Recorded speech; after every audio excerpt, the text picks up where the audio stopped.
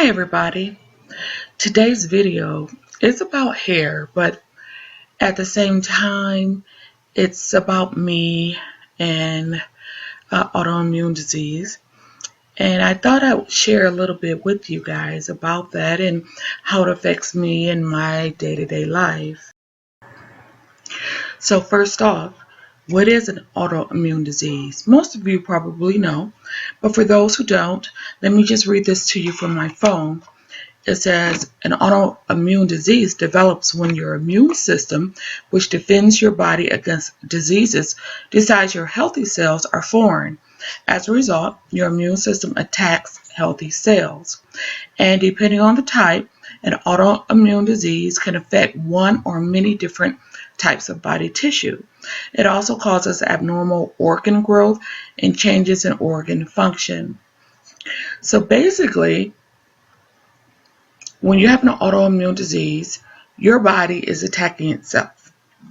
And because of that, you have a lot of difficulties. There are actually over 80 different known autoimmune diseases. And some people have more than one. In fact, I believe most people have more than one.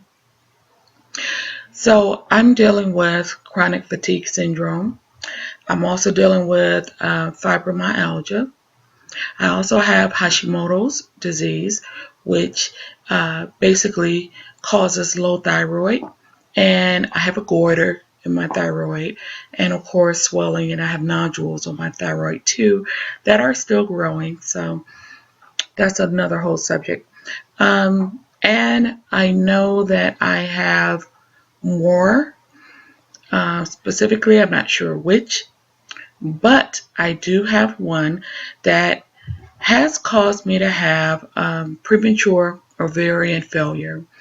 And that basically means I went into premature menopause. And that happened when I turned about 30, 31. And that was a struggle in itself. And by the time I turned 35, I was postmenopausal. So I am done. Finito when it comes to that. I actually went through some pretty serious changes. I didn't want any more children. Thankfully, I did have the 3 that I do have. But, I went through some changes knowing that my body couldn't have any more babies, even though I didn't want any more. Anyway, that's kind of crazy, and it's a long subject too. And I'm trying to keep this video kind of short. So me bringing this subject up is really important because it has a lot to do with what happens to your body, not only on the inside, but on the outside too. And for me and most people with autoimmune diseases, they deal with different kind of maladies. Like I have dry skin that I have to deal with. I also have to deal with dry hair loss.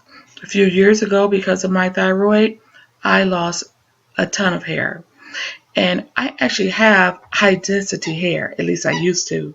And that means not only is the strands of my hair really thick, but I have a lot of hair. And unfortunately, I did lose a lot. And you probably would not consider my hair thin, but it did thin out drastically. It has grown back a lot. I also deal with facial swelling, and I'm having a flare up right now, which shows you why I'm so puffy. My hands are puffy too. I don't know if you guys can tell, but they are. And my neck swells an awful lot. That's where I really hate it. I am, when you have a flare up, you're inflamed, and I carry a lot of water during those times. And unfortunately, because my autoimmune diseases attacks my muscles and my nerves, I have extreme muscle spasms. So I'm not allowed to take water pills or anything to release a lot of that fluid and water off my body. So I just have to wait for it to relieve itself naturally. I'm actually going to insert a photo right here. This was right after my big chop. So this was a year ago, exactly almost, right on the day that I big chopped, is you see there on your left. And I was very swollen that day, but I was so excited that I cut my hair off that I took the picture anyway. And then the very next day, 24 hours later, you see all the fluid that came off. And I continued to lose fluid after that too. So this is what I go through on a month to month basis. So from any given month, I can go 2 dress sizes. You know, I can literally carry 20, 25 extra pounds of fluid. And it's frustrating, very frustrating. But, it's part of life with me anyway, and I deal with it.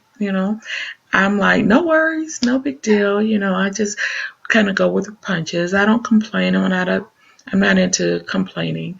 I try to, when it comes to my health, be positive, and I think optimistically, and I do what I can to alleviate a lot of my symptoms whenever I can. So I want to, that's my dog over there sneezing, so I'm sorry for that. Anyway, I wanted to share a couple different tips that you guys can do to help alleviate dryness or hair loss that you might be experiencing. And before I tell you these things, if you are experiencing those symptoms and if you think that you might have an autoimmune disease, I suggest you definitely go to your doctor. Don't just look online on the internet trying to diagnose yourself.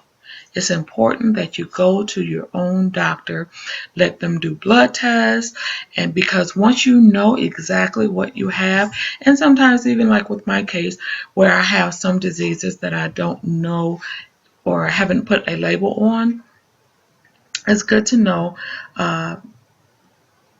from the doctor what you might be experiencing or what diseases you can have. If they can narrow it down, the better for you, right? And actually, I have a lot of markers for lupus, but I don't have all the markers for lupus. So, every so often they like to check and recheck me for lupus, so who knows?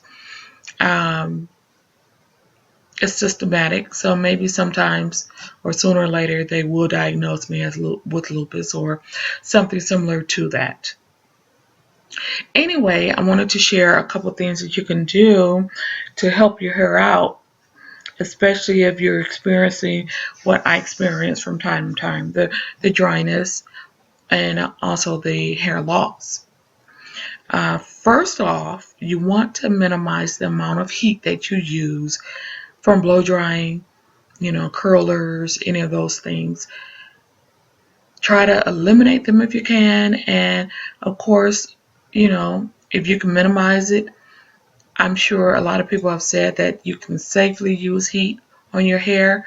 But for me, because of my conditions, I choose not to. There are some who have autoimmune diseases who use them and don't have the problems that I do. So it depends on your own hair. You also want to limit the amount of chemicals you put in your hair, and that includes dye. You have to work really hard at keeping it moisturized to combat the dryness, and so that's also important. Also, I'm looking at a piece of paper. So some people take supplements like biotin. Now, make sure you consult your doctor before you try any kind of supplements, because you don't want them to interact with any medications that you're taking. I also find that biotin doesn't work good for me because I have breakouts from it. I noticed it when I took it for a while, and I actually had to stop because I was having acne, and I was like, nope, no biotin for me. So that's something I can't use. And you also don't want to over manipulate your hair, your strands. So keep that down to a minimum as much as possible, and stimulate your scalp whenever you can. And I love using peppermint oil. I only put a few drops in my water, and I use that to stimulate my hair on a daily basis. So I thought that I would give you guys a few tips on that if you're suffering from autoimmune diseases or illnesses, and realize that there is a direct correlation between autoimmune disease and what you deal with your when it comes to your hair. So any other questions, research it, look more into it, and please, please, please, if you feel like you have any type of symptoms that has to do with autoimmune diseases, go to your doctor.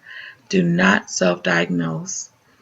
Yes, other people can give you advice and helpful tips, but the best place to start is with your own physician.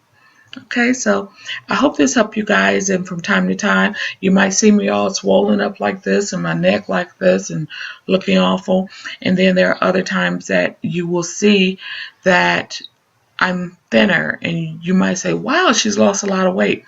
Actually, from month to month, week to week, my weight goes up and it goes down, and you'll be able to physically see it. So if you guys look at me in future videos and you think that, more than likely it's just because my autoimmune disease is giving me a break, or if I'm swollen and everything, it's during a flare up. So look forward to seeing you guys on my next video.